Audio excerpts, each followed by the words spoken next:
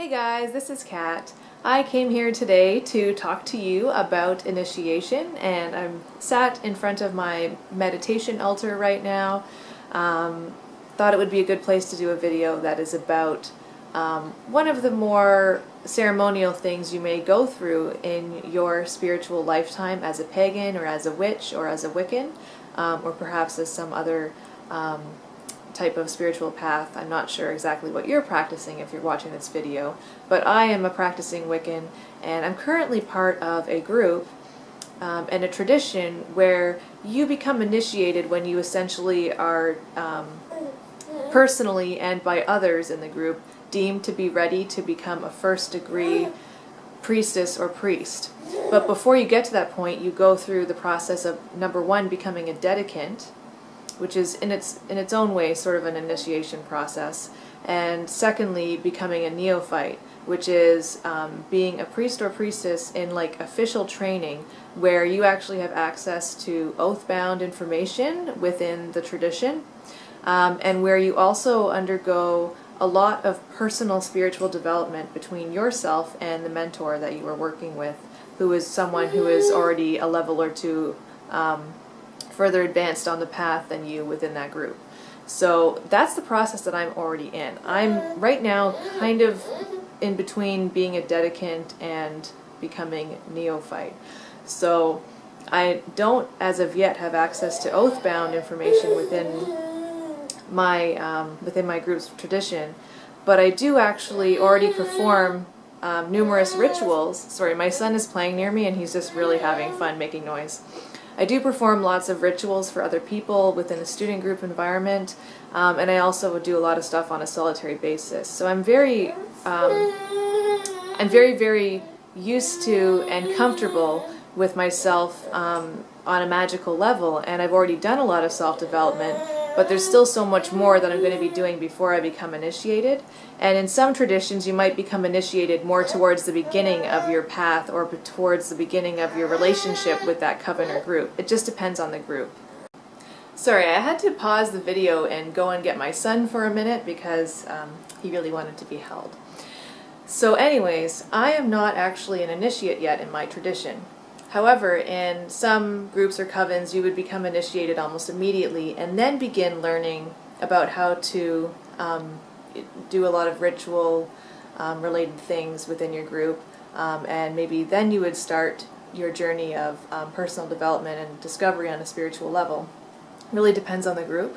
So in mine, you do a lot of other stuff first before that actually happens. So I am not initiated yet, so I can't tell you what it feels like to have that happen. However, I have been through a dedication ceremony, which in some traditions is what the initiation ceremony actually is called. So it really depends on what group you're with. I've performed a lot of rituals that I've written myself as a priestess, but I think it's going to feel a lot different after I become an initiate and after I become first degree, because at that point I will actually officially be in service to the gods from there on after.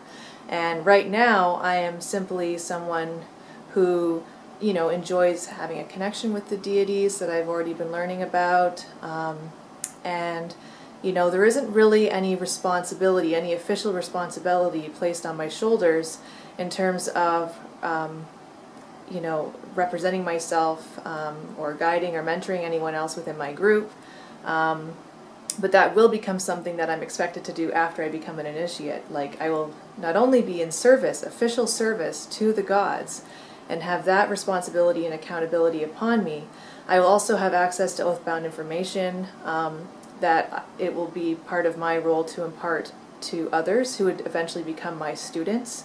And so there's a lot of trust and a lot of solemn accountability also in place with that. And I can't remember the other thing I was about to say, but anyways, there's like various ways in which my life will be different, and in which the way that I perform and see ritual will actually change as well. So and then of course you have the relationship with the people that you now are able to help go through the things that you've already done, because, you know, once you're initiated, you're in a better position to help others in their path, also get to the same point. And I think that's really, really cool.